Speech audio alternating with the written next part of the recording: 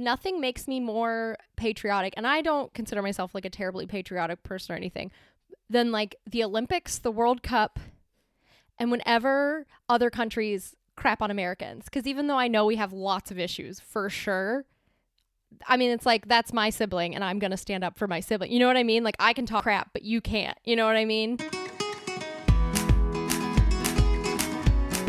Hello and welcome to the Worldwide Honeymoon Travel Podcast, the podcast that talks about all things couples travel, including destinations, tips, advice, and more. I'm Kat. I'm Chris. And this is episode number 262. Now, this is probably on me, but I think the streak is done at 2. What? I didn't hear, thankfully, of any plane shenanigans. Oh, good. Good. Yeah. That's always nice. Yeah. That is. Yeah. Good job, everyone. Good job, airline industry, for the I week. think more so passengers yeah. than the airline. Well, You never you know. never know. You never know, honestly. Okay, so no fun, not fun, not so fun airline no news this week. shocking airline. Yeah, No, yeah. I don't have anything. That's I think good. Yeah, I think it's done. Yeah. Well, in the last few days, because we're doing double recordings again. I have never heard that be a musical number from you. No. But yeah, we're getting ready for all of our travels coming up soon, because I feel like this is going to be a busy spring/summer time /year. / kind of year for a good chunk of it. So we're going to go on ahead and record some double episodes. And this one I'm really excited to talk about today. But before we get into it, any highlights, anything you want to share with the class? My highlight from the past 72 hours was the fact that it was warm enough to go for a run outside and down in the park. That was really nice. I hadn't been down to the park since January. So I got in like a very, very hilly run, which was great. Mm-hmm. I saw a lot of birds, which was also pretty cool. I feel like anytime I see wildlife, I'm like all about that. I saw birds. I saw deer on my run last night up here. Yeah, we see them every once in a while. You see a lot of bunnies too. Yeah. The wildlife of Cleveland. Yeah. Yeah. But yeah, the run was great. I mean, it was like early in the morning. There were a bunch of other runners out there with like we all kind of had like on like stuff from like the same races sort of thing. But yeah, it was a lot of fun. It was cool. Nice. Yeah, I mean, you also got your international driver's permit. Look at you growing up. I did. Yeah. Yeah. Turns out it was not as hard as you thought it was going to be. I filled out the application ahead of time. Yeah. And I walked in to AAA and they greeted me very warmly. Okay. And they said, how can we help you today? And I said, I'm here for an international driver's permit. And the lady said, okay, let me give you the application to fill out. And I said, actually. See, I never do anything. I just show up with like my driver's license and I'm like, I need another one of these. Because I pretty much have to rent a car almost every year. You are going to play into this story because I walked in and I said, actually, I don't need an application because I filled it out prior to coming here. I thought that's what it says to do on the application. It says to bring a completed application to AAA. And she said, thank you so much. Not a lot of people do that. Yeah, I forgot. I usually forget. Usually I'm like, it's like a month before I'm about to go on a trip and I need my international driver's permit. So I just roll in to AAA and I'm like, hey, can I get this? And then they're like, cool, here's the application and let's take a few shots of you. So you put that in your little passport thingy. And in that moment, when I was like, oh yeah, this is what you're supposed to do, right? This is what the directions said. I had never felt more like my father. It sounded a lot like your father. It was perfect. Like I have a very specific memory of my father. We were staying at a hotel and there was a brunch or like a breakfast at the hotel. But I will say something that your dad goes hard for some hotel breakfast. The man doesn't even eat breakfast at home. loves a hotel Loves breakfast. a hotel breakfast. Loves I it. know my mother-in-law's listening to this too. So I'm sure she'll get a chuckle out of it. But we he were at loves this a hotel breakfast. Do you remember this trip though? We were at a hotel, and the rule was they were trying to like limit the amount of people that could just like kind of walk in and be like friends of guests and eat breakfast. So when over some stale eggs or dry eggs and I like don't know. stale toast? I don't know. But the point was that upon check-in, you were gifted like little vouchers for breakfast. So our family walks down there. My dad is holding tickets for everyone because even though we're adults, there's a 0% chance that we can hold our own ticket. Just like you don't let me hold my own passport when I travel. So I think Except for this trip that we're going to be talking about soon. now that I'm You're going to be meeting me there. now that I'm so- telling the story though, I think maybe the problem's me. maybe multiple people have recognized that I should not be holding in your own possession of vouchers. sensitive documents. But anyway, so we come down and we have our vouchers, and there's a bit of a ruckus outside of the breakfast area, and it's a family who is demanding to come into breakfast. They forgot their vouchers upstairs. They don't want to have to go get them. They're paying guests. And as this is happening, my dad, without missing a beat, holds up our vouchers and has this look of mock confusion, and he goes, "Oh, we have our vouchers." Okay. And the lady was As the family, I'm sure, was like, okay. they were displeased with how we had our vouchers. So yeah. Yeah. I mean, even though we've planned and booked everything for our trip with them in April, I think it's really funny that your dad, I've been emailing him everything that we book because I know he's going to print it all out. And it reminds me of there's this TikTok series of this guy. I think he lives in Germany now with his wife or partner or something. And he's British, but he's just like, in Germany, we say this instead. And it's literally, they were talking about Germans while traveling and talking about how they print out everything and they have it in a pristine thing to keep all of the documents safe. And I was like, I had no idea that my father-in-law was basically just a German guy. Yeah. Yeah. And now you are too. Now I am as well. Now you're getting up at 6 a.m. to put your towel down out on the beach in the beach chair so that no one else can get it. No, I am not going to wait until that late in the morning. All the good spots are going to be taken. It's fine. What was your highlight?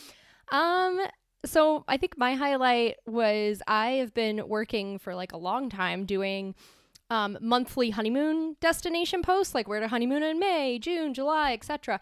I just wrote my last one. Oh my gosh, congratulations. Yeah, so all 12, as you can imagine, for each month.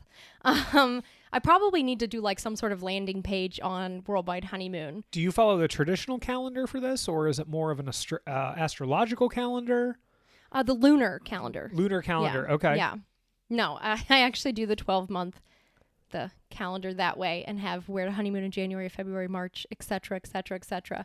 Yeah, and I just finished writing them. I have my last 2 about to go live, so it's pretty exciting. And Awesome. yeah, so I will probably work on a landing page whenever I get time on Worldwide Honeymoon for those of you planning your honeymoon and looking for ideas by month. I will eventually work on that and have a landing page, but you can just go to the blog and be like, there's a honeymoon thing you can click on and it'll show all of my honeymoon articles, which include every month, and a search bar if you just want to find by month as well. Awesome. But I'll have a more organized version of that coming soon whenever I find the time to make a landing page to make it more organized soon. Cool. So, yeah. Right after recording tonight. Not tonight. Oh my gosh. Anything else you want to say before we talk about today's episode? Well, before we dive in, this is going to be your first time traveling internationally by yourself to this event because you're going to be joining me here. I'll already be here. Yeah. So you're going to have to carry your own passport, all the things. It's safe to say I'm a little nervous. I will say. You're going to have to find your way from the airport. You're going to have to figure out your layovers, how to get from the airport to downtown. You act like it's a miracle if I make it from one side of the living room to the other without like running into Sometimes. furniture. I was about to say, look, I've traveled before on my own, which I have, but the last time I did that, somehow my credit card got lifted. Not physically, but like, Someone just picked it up. no, it was like I took off, and then when I landed, I had a fraud alert. And it was like, did you spend $600 at Costco? And I was like, I did not spend $600 at Costco. And I was like, how did that happen? I was on a plane. But there we are. No, it's going to go great. I have zero concerns for this.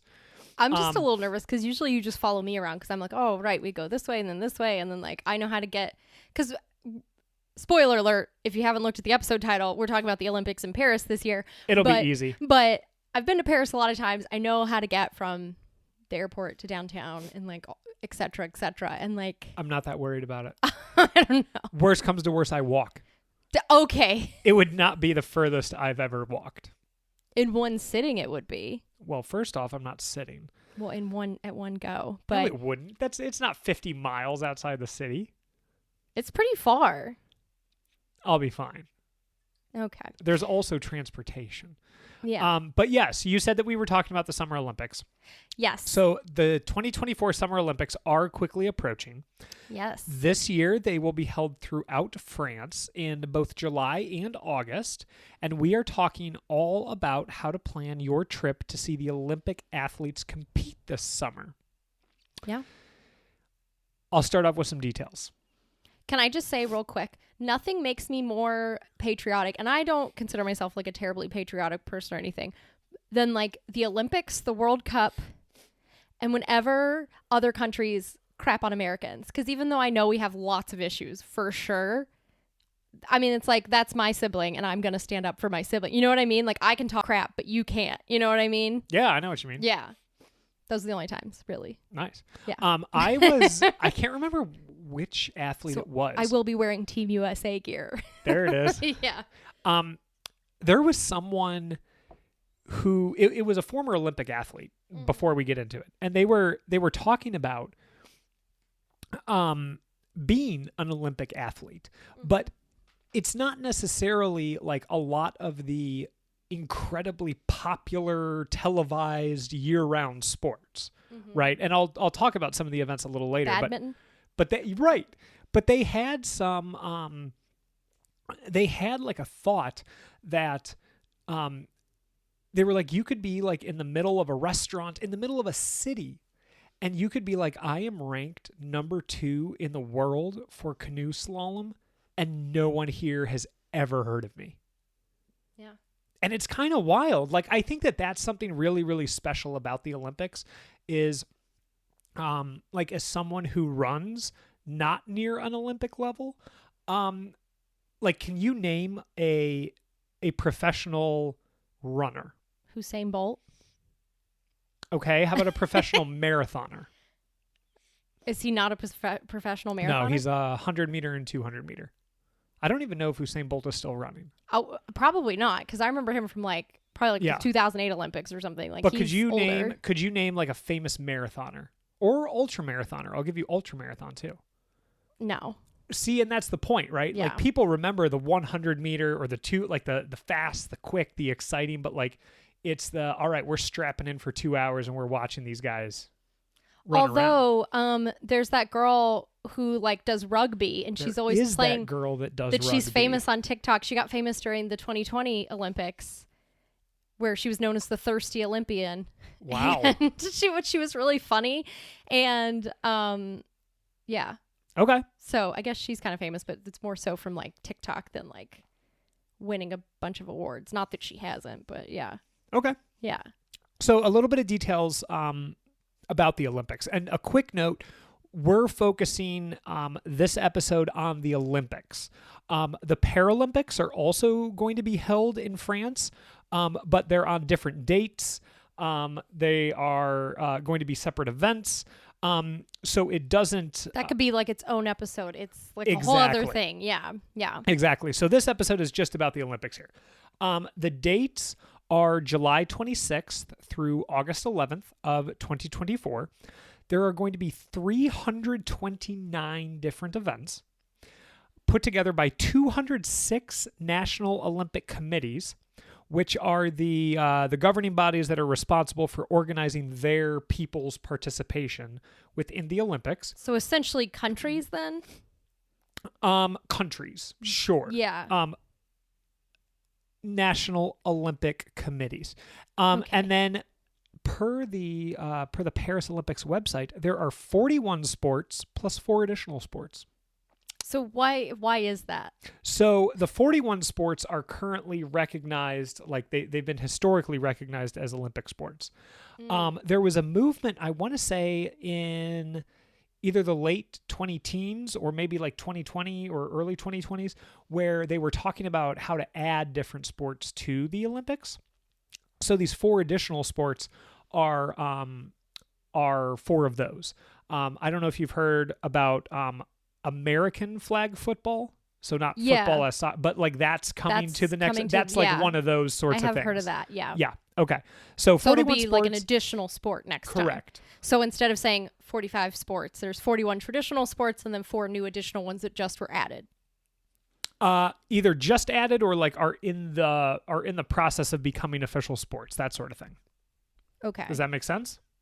Kind of. I mean, I guess like I'm confused too of like aren't they're Olympic sports right now, right? You can Yes. buy tickets to go see them at the Olympics. You can. So Yeah. they are proposing that these additional sports be Olympic sports.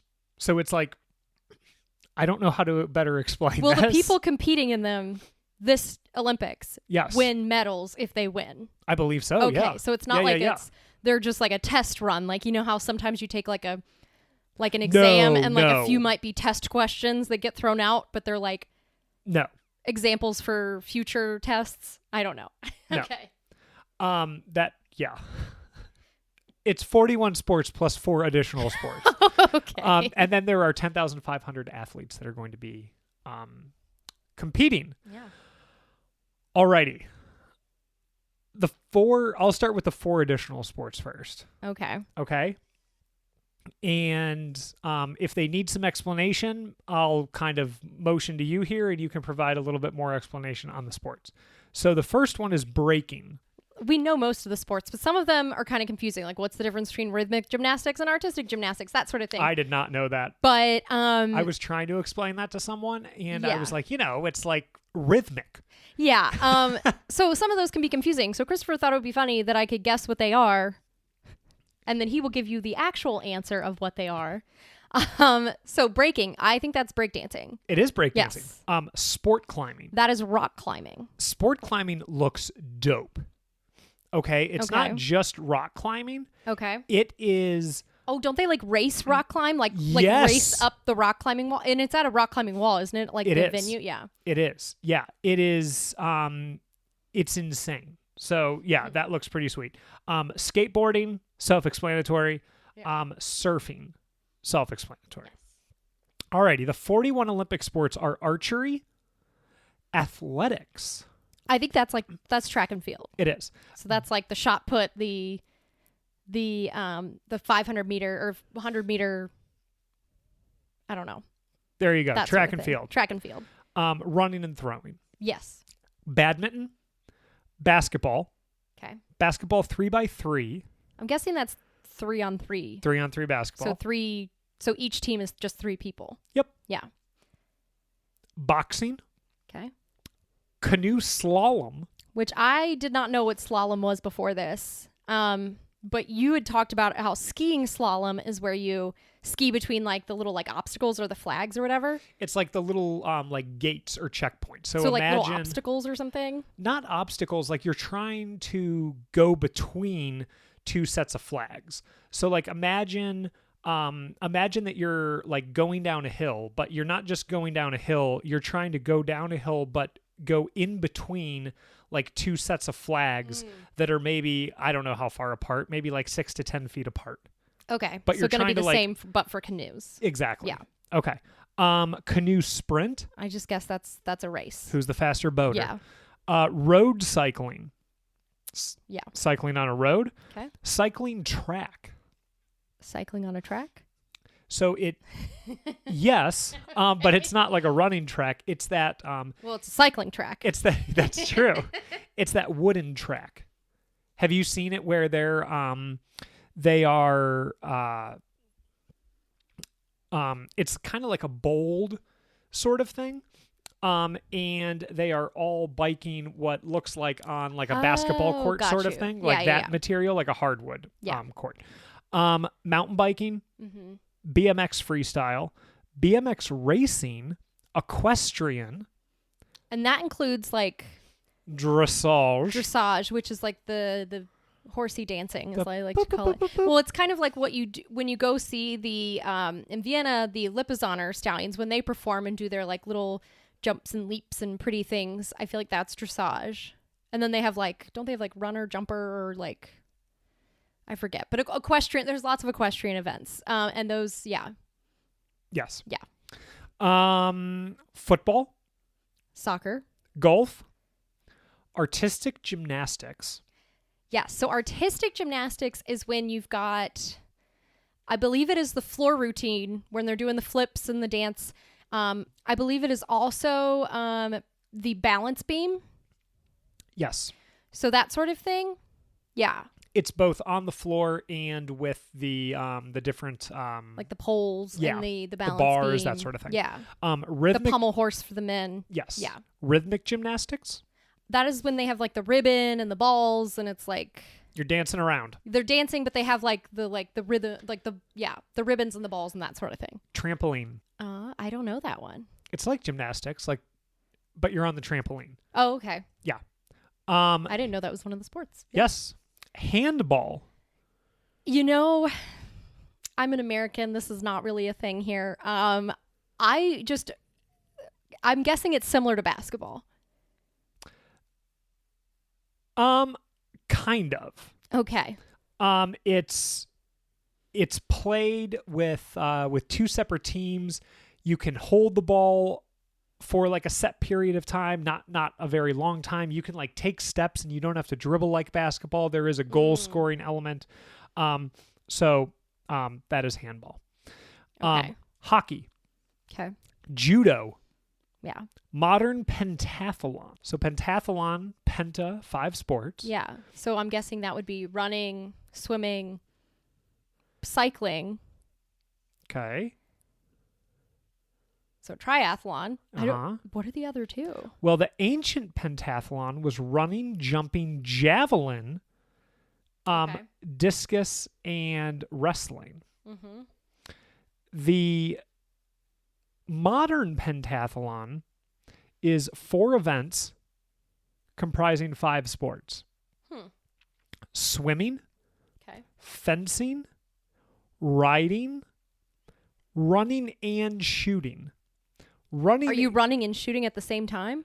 No. Okay. I was like, that seems like a bad idea. The athletes will alternate between running and shooting. Which those are the two that you are combining. Okay. Kind of That wild. makes sense. Rowing, Okay. rugby, sailing, shooting, get, table tennis, Okay. taekwondo, tennis, triathlon, Mm-hmm. volleyball, beach volleyball, diving, Mm-hmm. marathon swimming, Mm-hmm. artistic swimming, swimming. So, okay. Artistic swimming.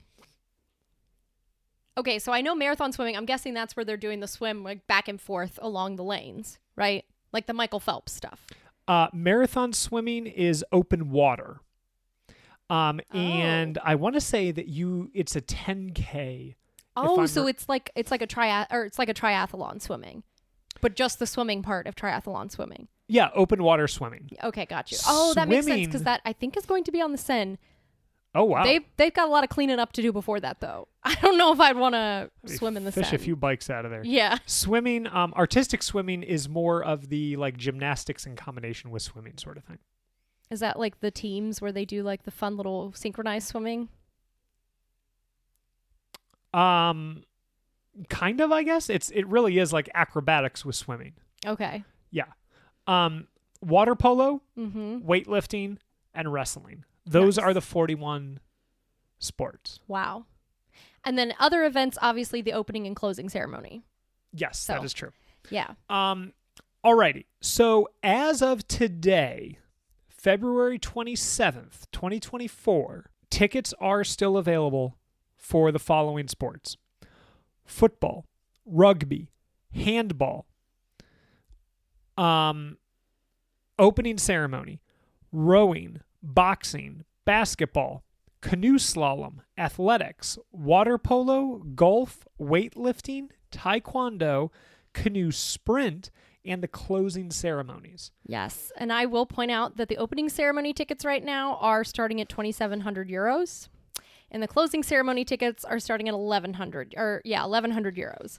So not cheap. Dang. But the others are various prices, just depending on what's available, like what seats are available and things like that. Yeah. Cool. Yeah, I mean, I think the opening ceremony is really unique because it is going to be outdoors in the city. It's literally going to be along the Seine. They will be boating along the Seine, and people are going to be watching from the sides of the Seine. But there are specific areas where you have guaranteed spots and stuff like that. So that's why you buy tickets for the opening ceremony. And if not, you can try to see it. There are free areas to try to see the opening ceremony. I would imagine it's going to be extremely crowded. So if you're there on the 26th of July and you really want to go see it, you can try to camp out and go see it. But I wonder how easy / difficult it might be to go do that. But anyway, let's talk about where the games are held. And I know that it sounds obvious, like, oh, Paris. But actually... France! Oh, gosh, from Miss Universe. Do you remember that? Yes. But there are plenty of places all over France that the Olympic Games are going to be held. You have several events going on in Paris, several within Île-de-France, which is the region where Paris is, so that whole outer region area.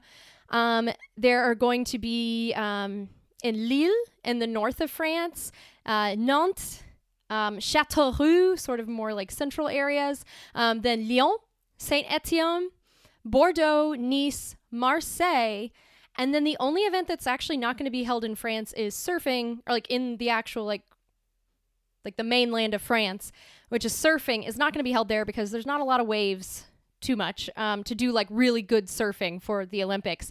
That is actually going to be happening in French Polynesia. So it's happening in French Polynesia. That is the only event that's going to be happening in French Polynesia is surfing.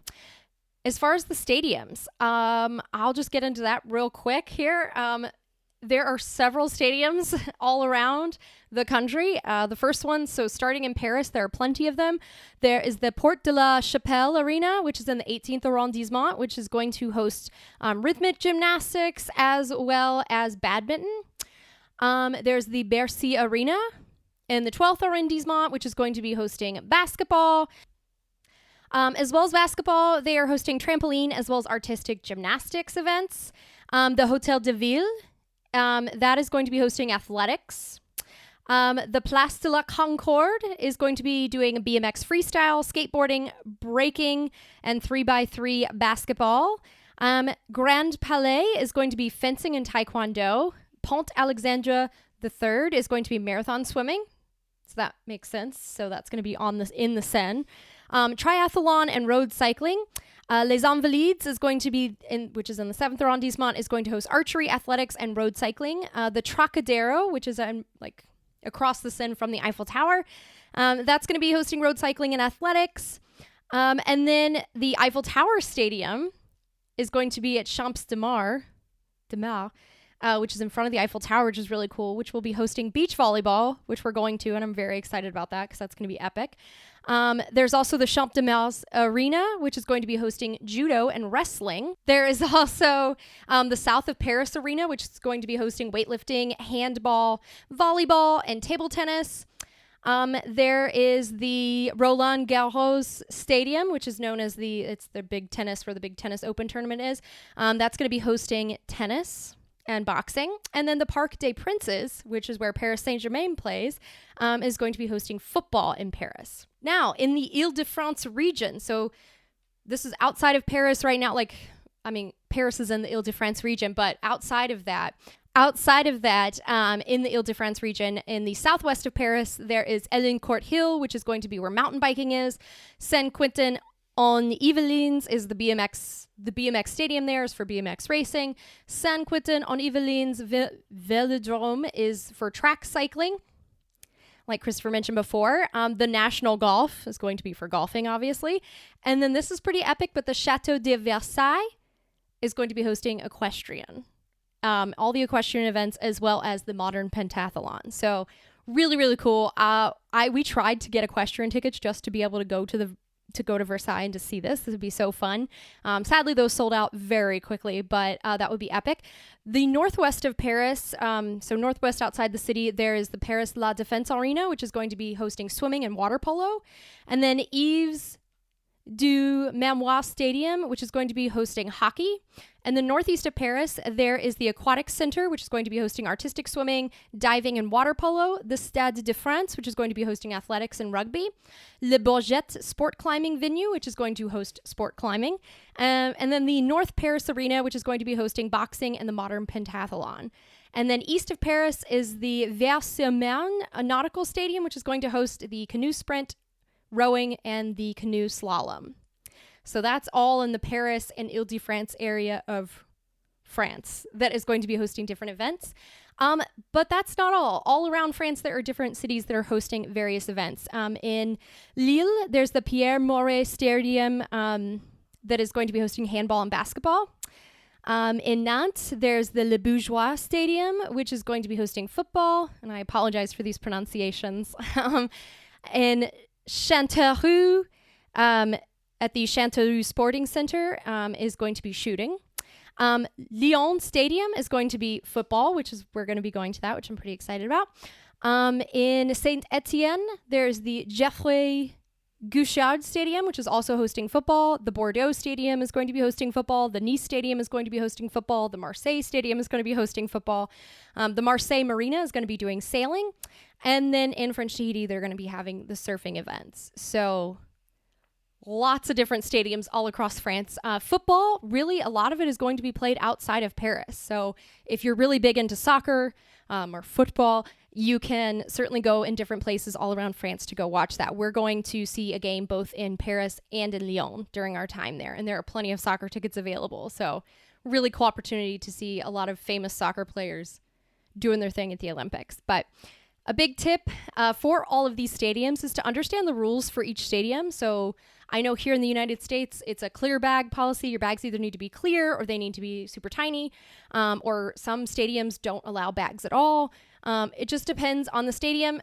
Rules also may change specifically for the Olympics, so be sure to read up on that, whether that's on your tickets when you get your tickets or on the stadiums, the specific stadiums' websites in general. Just do some research so that you're not bringing a full purse or a bottle of water and those all get, you're not allowed to bring those in the stadium and you're running into issues like that. Just be sure to be prepared ahead of time.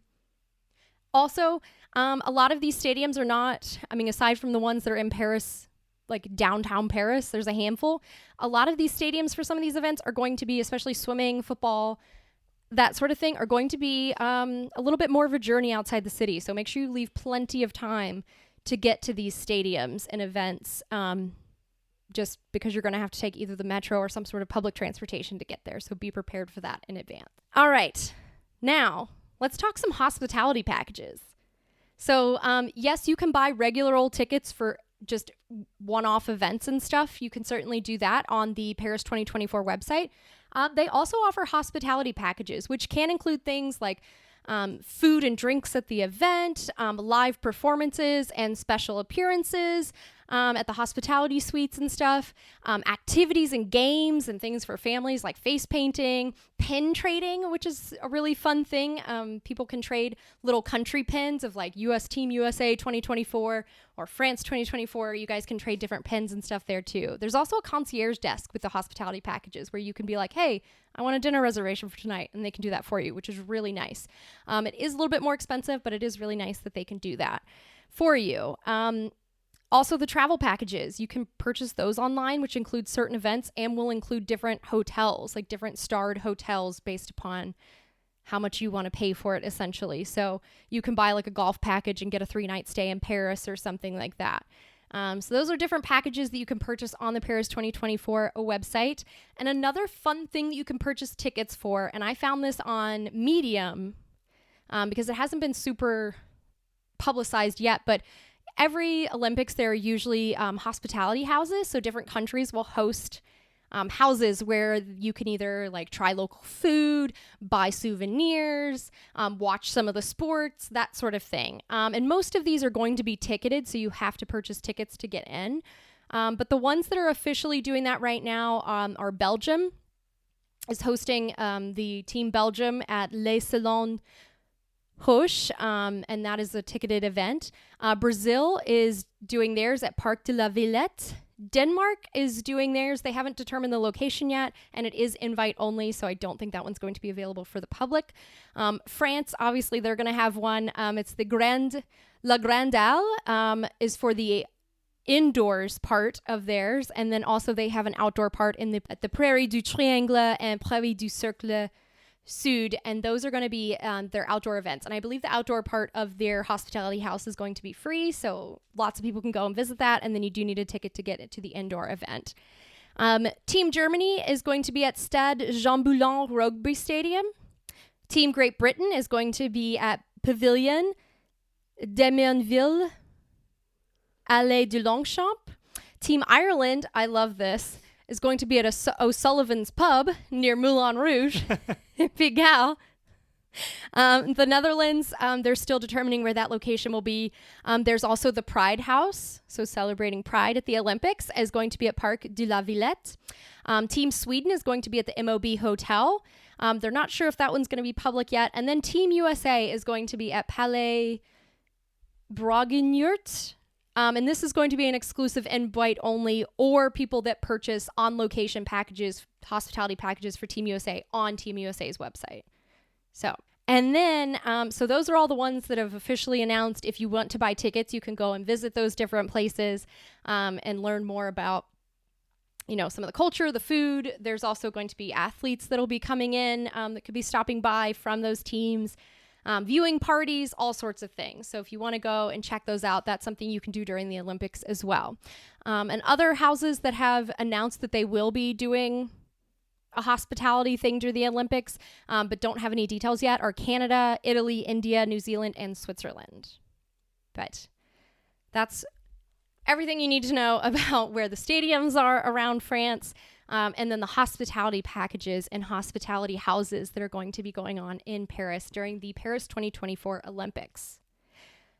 The next thing I'm going to mention, and this is a big one, a big question, are metro tickets.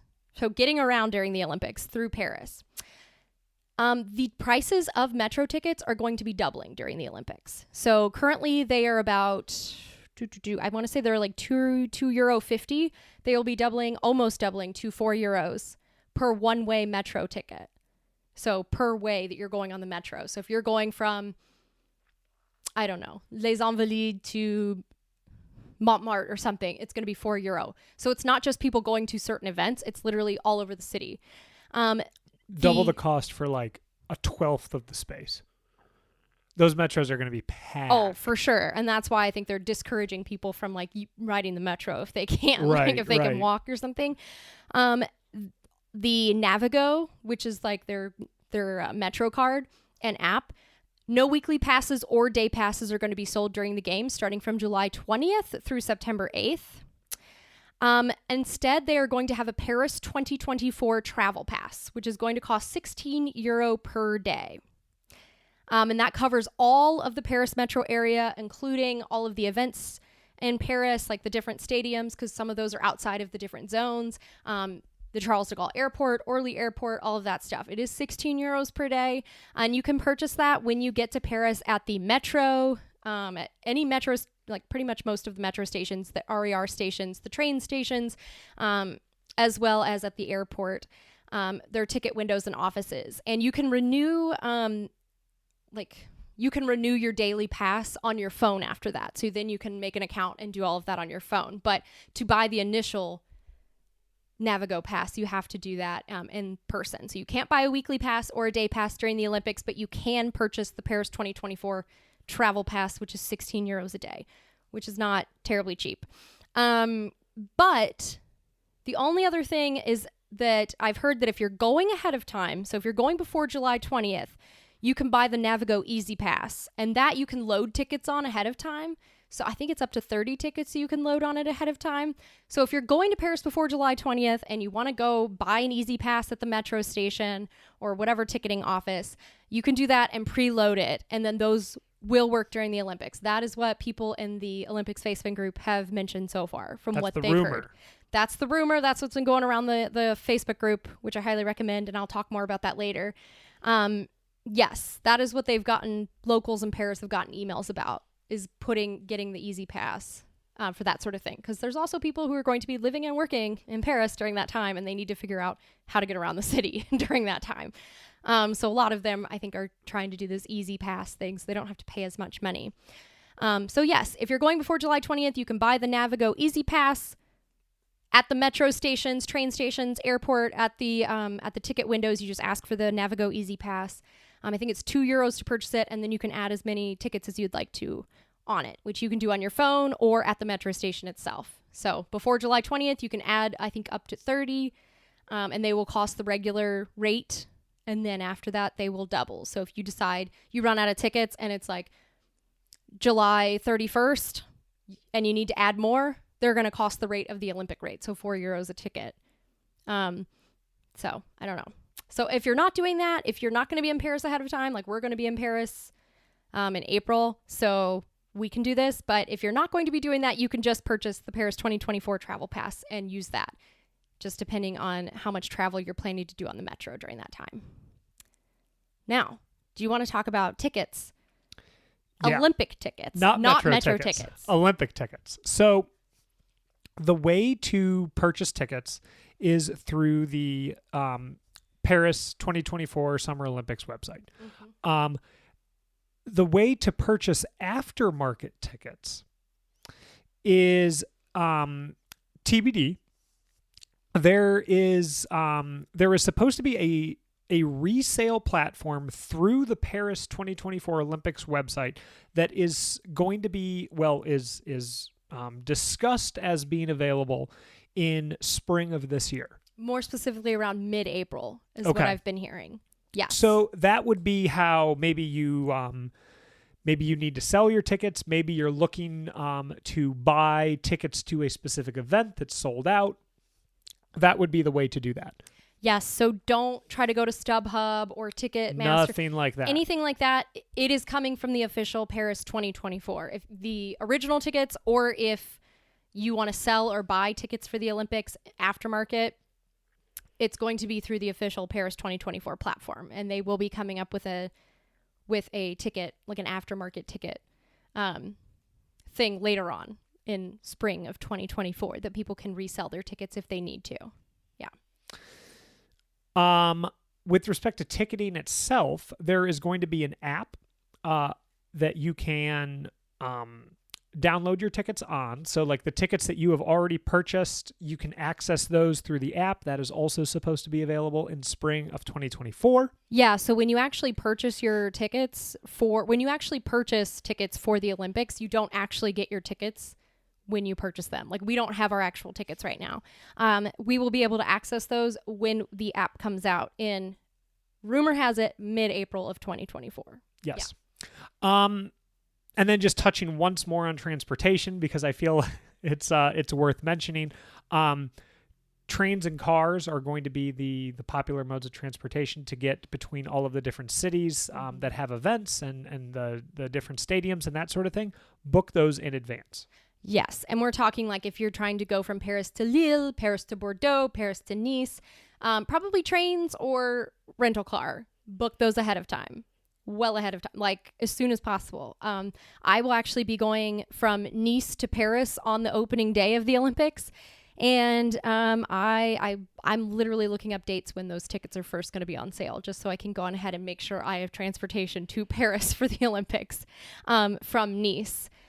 Yeah, big thing to know. So Metro, the area trains, that RER trains during like throughout Paris and in the Ile-de-France area, but then you're going to want trains and stuff if you're going from like Paris to Bordeaux and stuff. Yeah. Yeah.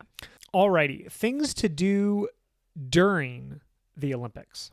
If you think of Paris, you think of the museums, you think of all of the history, you think of the restaurants, just like everything else, those are going to be super, super crowded.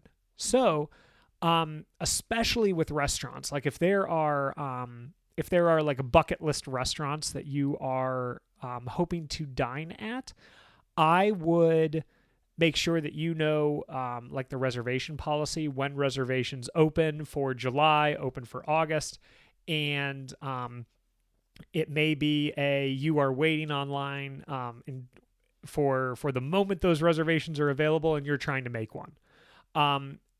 Especially for things like museums. You want to go to the Louvre, you're going to need a timed entry ticket. Yes. It's going to be so stinking difficult, I think, to get in without a pre-purchased ticket. So I would just purchase those as soon as they're available so that if you want to go, you can go do that. Especially popular museums like d'Orsay, the Louvre. If you want to go to the Eiffel Tower, purchase those ahead of time. Yeah. Yes. Yeah. But also more of an Olympic event for during the Olympics. Aside from the hospitality houses, if you want to purchase tickets for those. Is the Marathon for All event. Marathon pour tout. This is held on August 10th. It's going to start at 9:00 in the evening, and it is open to 20,024 people. And I believe registration may have already happened for that. So I think for this event, if you're planning to do it, if you're not already signed up, is more for a spectator situation. Yes. So cheer on people. I think that's a lot of fun. It starts at the Hotel de Ville, and it is going to finish at Les Invalides. Yes. And yeah, I mean, it's going to be it's the actual route that the Olympians will be running. Yes. So the actual marathon route. So on the 10th is going to be, I think it's the men's marathon is going to be the 10th during the day. That night is going to be the marathon for everyone. And then the 11th is going to be the women's marathon. So same route. You get to go along. You get to go where the Olympians have been and will be going on. So that's pretty exciting if you're signed up for that. Or you get to cheer for people doing that. There's also the 10K at 11:30 at night on August 10th. And that is also open to 20,024 people. Mm-hmm. The other way that you could do this is just run it on your own. Well, except the roads won't be closed down. You're just going to be... No closed down, no aid stations, no spectators. Yeah. Yeah. A lot of cars. But another idea is to go to Champions Park in the Trocadero Gardens, and that is going to be where celebrations of medal-winning athletes are held. Yeah, and it's also a good place to meet up with. If you're meeting up with people there at the Olympics, you need a central spot. The Champions Park, Trocadero Gardens, it's across the Seine from the Eiffel Tower at the Trocadero area. And that is going to be starting July 29th through August 10th. So once the medal events are going to be starting, you've got that going on. But the last thing I'll mention here is some great resources for the Olympics. We got a lot of this information off of the Paris 2024 website. So Paris 2024 website, their official Olympics website, is where you're going to go. It's a fantastic website. It is so informative. It is very informative. Highly recommend going there. If you need more information, that's where you'll purchase tickets, access your tickets. All of that stuff is going to be on there. You just create an account for the ticketing and stuff. That's a great website. This is actually the first Olympics where all of the tickets are on one platform. So through the Paris 2024 Olympics, they used to be through specific countries. So you would have to do Team USA ticket. Like you would have to purchase through the US Olympics and like that sort of thing, or Italy Olympics or something like that to do it. So now you get to do it all through Paris 2024. I like that it's one big consistent platform now. It's a great website. It's a great resource. It tells you everything you need to know. Even what I really like is to get from point A to point B, they have a guesstimate of how long that's going to take you so that you can plan in advance. So if you're looking for where all the different stadiums are and you need to get to Parc des Princes and you're staying close to the Eiffel Tower, you can type that in and it will kind of give you an estimate of how soon, like how much time you need to give yourself, essentially. I thought that was a really brilliant idea. The other great resource is the Facebook group. I highly recommend this. This is called the Paris 2024 Olympics Planning and Preparation. It's a Facebook group that you can join. There are thousands of people on it, and they are asking lots of great questions about hotels. I've been looking at it almost every day. That's how I found out about the mid-April time frame for the app and the resale market, because people are already asking about that in there. It's also, people are talking about how to use hotel points. I just saw that this evening. People were talking about how they're finding Hilton hotel availability for certain points and things.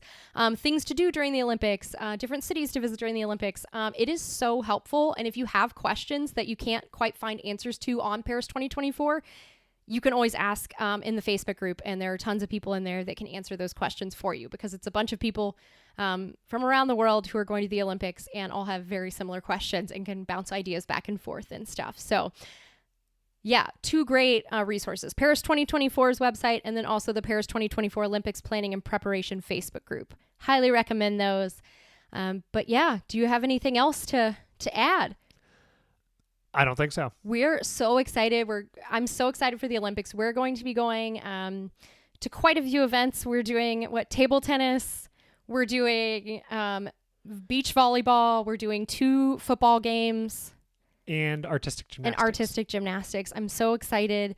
We're going to Lyon and Paris and exploring France during that time. So it's such a great opportunity to see France. I actually started France Voyager knowing that the Paris 2024 Olympics would be happening.